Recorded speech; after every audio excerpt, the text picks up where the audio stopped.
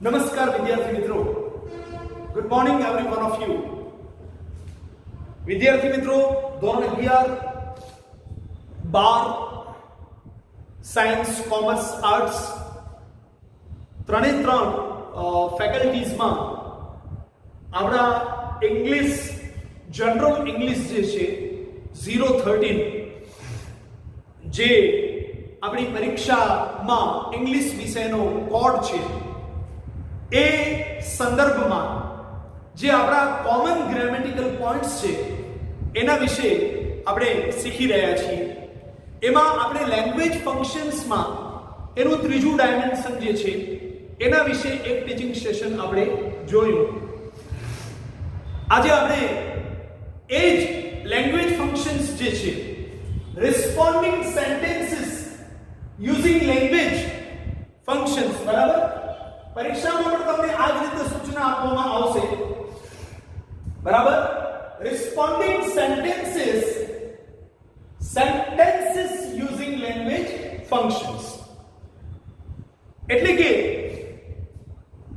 તમને એક સેન્ટેન્સ આપી દેવામાં આવશે ઓલરેડી, અને એક સેન્ટેન્સમાં જે લેંગ્વેજ ફંક્શન માંગવામાં આવ્યું છે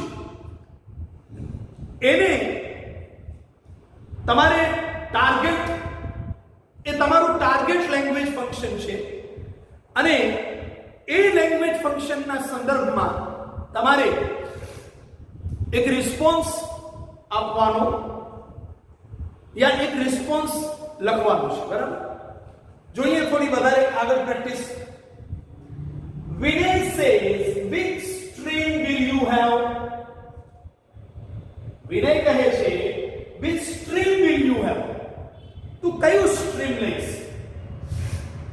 ધોરણ 10 પછી તમે સ્ટ્રીમ સિલેક્શન બાબતે ઘણું બધું વિચાર્યું હશે, ઘણું બધું માર્ગદર્શન લીધું હશે, બરાબર, કે હવે સાયન્સમાં જવું, અચ્છા સાયન્સમાં જવું તો એ ગ્રુપમાં જવું કે બી ગ્રુપમાં જવું, કોમર્સમાં જવું તો કયા વિષયો રાખવા, આર્ટ્સમાં જવું તો કયા વિષયો રાખવા, બરાબર. એટલે વિનય એ સંદર્ભમાં પૂછે છે એના ફ્રેન્ડ આકાશને, which stream will you have? તું કયું સ્ટ્રીમ રાખીશ યા કયા સ્ટ્રીમમાં જઈશ? તો આકાશ પાસેથી માંગવામાં આવ્યું છે પ્રિફરન્સ. પ્રિફરન્સ અર્થાત આકાશ જે છે એ પોતાની પ્રિફરન્સ જણાવશે. પ્રિફરન્સ અર્થાત એ પોતાની પસંદગી જણાવશે કે એ કયા સ્ટ્રીમમાં જવા માંગે છે. તો આકાશ આવી રીતે રિસ્પોન્સ આપે છે. હવે જુઓ, જ્યારે પણ પ્રિફરન્સની વાત આવે વિદ્યાર્થી મિત્રો, પસંદગી ના પસંદગી, બરાબર, ત્યારે હંમેશા લાઈક ડિસલાઈક ની જે આપણી વાત છે, બરાબર,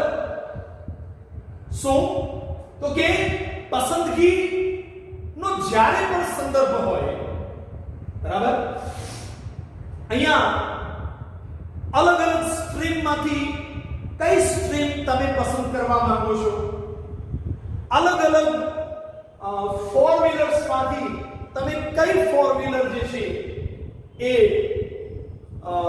એ ખરીદશો, યા અલગ અલગ શાળાઓમાંથી તમે કઈ શાળામાં 11th સાયન્સમાં યા 12th સાયન્સમાં એડમિશન લેશો, વગેરે વગેરે જે છે એ પ્રિફરન્સ બતાવે છે. અને જ્યારે પ્રિફરન્સ નો ઉલ્લેખ થાય છે ત્યારે ઇંગ્લિશ ગ્રામરમાં સહાયકારક ક્રિયાપદ વુડ ની સાથે મૂળ ક્રિયાપદનો ઉપયોગ થાય છે, બરાબર, એ ધ્યાન રાખજો. કારણ કે વુડ જે છે, બરાબર, એ એક પ્રકારની ઈચ્છા સૂચવે છે, એક પ્રકારની પ્રેફરન્સ સૂચવે છે, બરાબર. જે મેં તમને કીધું એ પ્રમાણે એક પ્રકારની પ્રેફરન્સ કે પ્રાયોરિટી અર્થાત, બરાબર, એક પ્રકારની એ પ્રિફરન્સ કે પ્રાયોરિટી નું સૂચક છે. પ્રિફરન્સ કે પ્રાયોરિટી અર્થાત તમે સૌ સમજો છો પસંદગી, બરાબર? તો આકાશ અહીંયા કહે છે આઈ વુડ પ્રિફર કોમર્સ, હું કોમર્સમાં જઈશ, યા હું કોમર્સની પસંદગી કરીશ, યા હું કોમર્સ લઈશ, બરાબર? તો અહીંયા તમે જોઈ શકો છો વુડ સાથે મૂળ ક્રિયાપદ પ્રિફર નો ઉપયોગ કર્યો છે. જે મેં તમને કીધું એ પ્રમાણે કોઈ તમારી કોઈ ઈચ્છા યા પસંદગી, જેને પ્રેફરન્સ કે પ્રાયોરિટી કહી શકાય, એ સૂચવે છે. બીજું વાક્ય છે Deepika says why did you go in that slum area? Deepika કોઈને પૂછે છે કે તમે પહેલા ઝૂંપડપટ્ટી વિસ્તારમાં શા માટે ગયેલા? did go સાદા ભૂતકાળનો ઉપયોગ છે V2, બરાબર? તો તમારે રિસ્પોન્સમાં એ ક્રિયાપદનો ઉલ્લેખ કરવો હોય તો વેન્ટ થી તમારો રિસ્પોન્સ શરૂ થાય. પરંતુ અહીંયા જે પ્રકારનો પ્રશ્ન તમને અહીંયા પૂછાય છે એમાં તમે to the point direct response જે છે એ પણ બહુ જ શોર્ટલી તમે લખી શકો છો, પ્રોવાઇડેડ શરત એ છે જે મેં અગાઉ કીધી હતી એ પ્રમાણે એ લેંગ્વેજ ફંક્શન ને ટાર્ગેટ કરતું હોવું જોઈએ. સેકન્ડ થિંગ, ગ્રામેટિકલી એ પરફેક્ટ હોવું જોઈએ અને મીનિંગફુલ પણ, બરાબર? તો why did you go in that slum area? હવે રાજીવ જે છે એ રીઝન જણાવશે, બરાબર? રીઝન, એક્સપ્રેસિંગ રીઝન, યા કહો કે શોઈંગ રીઝન, ગિવિંગ રીઝન. તો રાજીવ શું કહે છે? To know more about their lifestyle, એમની લાઈફસ્ટાઈલ વિશે વધુ જાણવા માટે. તો ડાયરેક્ટ તમારો રિસ્પોન્સ થઈ ગયો, બરાબર? તમને આનું બીજી રીતે લખવું હોય તો આમ પણ લખી શકો કે I went in that slum area because I wanted to know more about their lifestyle. I went in that slum area because I wanted to know more about their lifestyle. I wanted to collect more information about their life conditions, about their life situations. I went in that slum area because I wanted to collect more information about their basic needs, basic priorities, या कहो prime needs. એટલે તમે એક કરતા વધુ અહીંયા જવાબ લખી શકો છો. ત્યાર પછી ત્રીજો પ્રશ્ન છે Kritika says are you going to buy a new car? તો are you going to buy a new car? બરાબર? જો going નો ઉપયોગ છે to be going to be going to નો જ્યારે પણ ઉપયોગ થાય ત્યારે એ ભવિષ્યનું કોઈ આયોજન જે છે યા ઈચ્છા જે છે એનું સૂચન કરે છે. એટલે કૃતિકા કહે છે are you going to buy a new car? તમે નવી કાર ખરીદવા જઈ રહ્યા છો? તો કિંજલ એને કન્ડિશન જણાવશે, શરત જણાવશે. કન્ડિશન અર્થાત અહીંયા સ્થિતિ નહીં, શરત, એડવર્બ ક્લોઝ ઓફ કન્ડિશન જેને કહેવાય છે, બરાબર? પરંતુ આપણે બહુ એકદમ સ્પષ્ટ, એકદમ સચોટ અને સરળ ભાષામાં આન્સર લખવાનો છે, બરાબર? આપણે કોઈ અહીંયા આપણી લેંગ્વેજ પરની કેટલી જબરજસ્ત પકડ છે એનું કોઈ અહીંયા વધુ શો ઓફ ન કરતા બને ત્યાં સુધી પરીક્ષામાં એકદમ સ્પષ્ટ, સચોટ અને ટુ ધ પોઈન્ટ સરળ ભાષામાં જવાબ લખશું એટલે આપણને માર્ક સારા આવશે. બરાબર? કારણ કે ઘણી વખત તમે તમારા ઘણા વિદ્યાર્થીઓને એવું હોય છે, બરાબર, જેને કે વધુ પડતા પ્રયોગો કરવા જાય પછી ક્યાંય ન માથું ન ધડ કાંઈ ન હોય. બરાબર? અર્થાત કે એ સેન્ટેન્સ જ મિનિંગફુલ ન હોય. સેકન્ડ થિંગ કે ગ્રામેટિકલી એ જેને કે ફોલ્ટી હોય, ઇનકરેક્ટ હોય, ઇમ્પ્રોપર હોય. બરાબર? તો એ જો આપણે એકદમ ટુ ધ પોઈન્ટ, એકદમ સ્પષ્ટ, સચોટ અને સરળ ભાષામાં આપણે જે કન્ડિશન જે છે, શરતનું સૂચન કર્યું છે, કિંજલ કહે છે કે definitely if yeah provided, if નો જ અર્થ પ્રોવાઇડેડ બતાવે છે, જે શરત નું સૂચન કરે છે. Definitely if yeah provided my father permits me, ચોક્કસ જો મારા ફાધર એ માટે પરમિટ કરશે યા એ માટે મને રજા કે પરવાનગી આપશે, તો તમે એ જો એ કન્ડિશન તમે બીજી પણ રીતે બતાવી શકો છો. કઈ રીતે? Are you going to buy a new car? Yes, I am going to buy a new car if my father gives me permission. Yes, I am going to buy a new car if provided my father gives his consent for the same. બરાબર? consent નો અર્થ થાય સંમતિ, એક પ્રકારનો agreement. બરાબર? એને કહેવાશે consent means to be agreed. બરાબર? યા two permit. તો તમે આ રીતે પણ આન્સર જે છે એ લખી શકો છો. બરાબર? ત્યાર પછી ધર્મેશ પૂછે છે how much stupid is he? અરે યાર કેટલો સ્ટુપિડ છે. તો અહીંયા ભાવેશ જે છે એ કમ્પેરિઝન કરશે. કમ્પેરિઝન યાદ કરો, કમ્પેરિઝનમાં 3 ડિગ્રીઝ જે છે એ પૈકીની કોઈ પણ એક ડિગ્રીનો તમે ઉપયોગ કરી શકો છો. Positive degree, comparative degree, as well as comparative degree and superlative degree. બરાબર? તમે કોઈ પણ ડિગ્રીનો ઉપયોગ કરી શકો છો, પરંતુ આવા સંદર્ભમાં પોઝિટિવ ડિગ્રી એકદમ જે છે તમને સરળ રહેશે. બરાબર?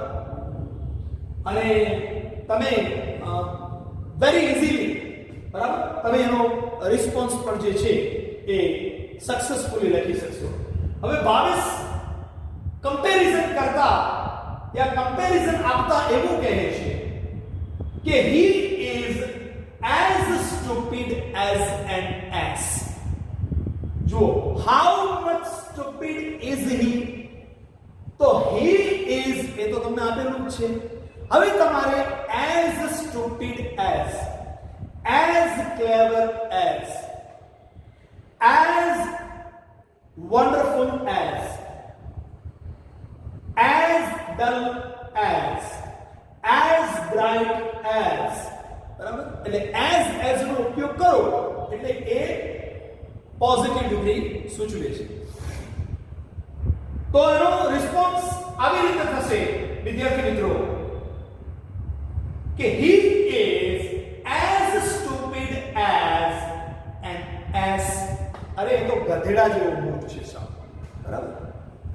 ass means તમે જાણો છો. હવે માની લો તમારામાંથી કોઈ વિદ્યાર્થીને એમ કહે કે સર મારે આને કમ્પેરેટિવ ડિગ્રીમાં બતાવવું છે. યસ, તો લખી શકો તમે આવી રીતે.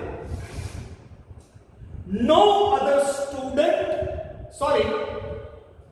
he is more stupid than any other boy, than any other student in the class. Once again, I repeat my answer, my response. have your attention sincerely.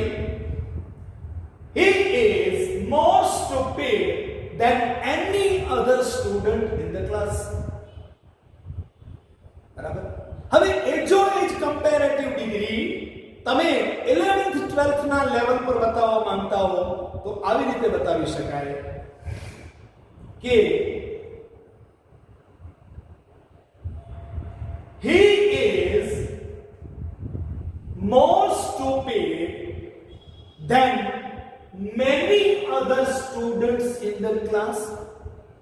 Most other students in the class. Once again I repeat, અને તમને જરૂરી લાગે ત્યાં વિદ્યાર્થી મિત્રો લખી પણ લેજો, હું રિવાઇઝ કરીશ. બરાબર. હું તમને ઇઝીએસ્ટ આન્સર થી લઈ અને સ્ટાન્ડર્ડ આન્સર સુધા તમને હું કહીશ. But it depends on you that which answer would you prefer to write or to form. It depends on you. તો આવી રીતે પણ લખી શકાય. Once again I repeat the response. He is more stupid than many other students in the class.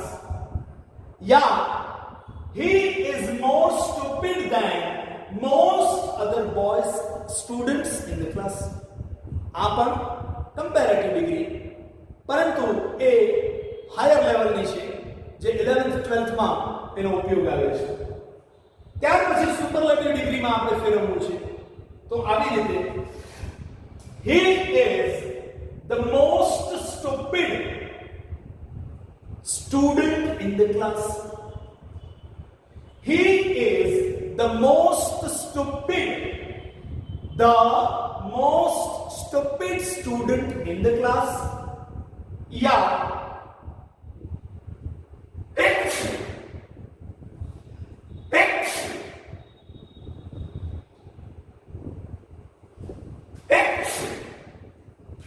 તમે આવી રીતે પણ લખી શકો કે he is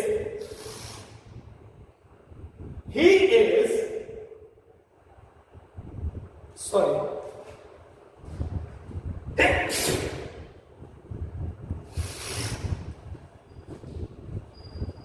he is one of the most stupid students in the class.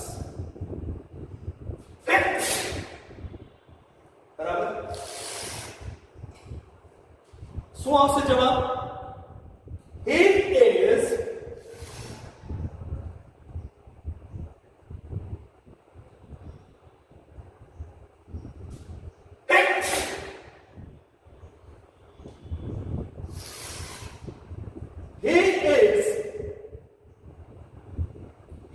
is one of the most stupid students in the class.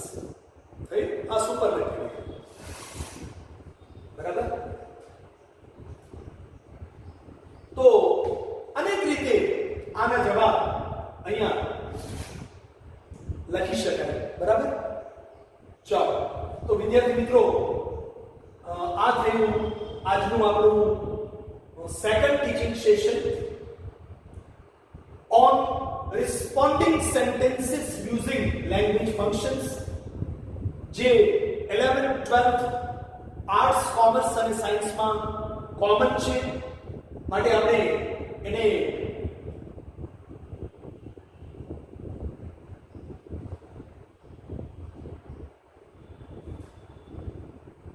Combined English grammar ના title હેઠળ બરાબર આપણે એ શીખ્યા છે અને સમજ્યા છે. Till then, dear students, you are requested to have more and more practice on your side, very sincerely. Second thing, I request you all to view each and every teaching sessions which are furnished for you very sincerely and regularly. Okay, regularly as well as sincerely. And third thing, do like, share and subscribe our channel without fail if you like our teaching sessions on either grammar or prose or poetry. Dear students, till then, have a nice day. Take care of yourself. Prepare yourself sincerely.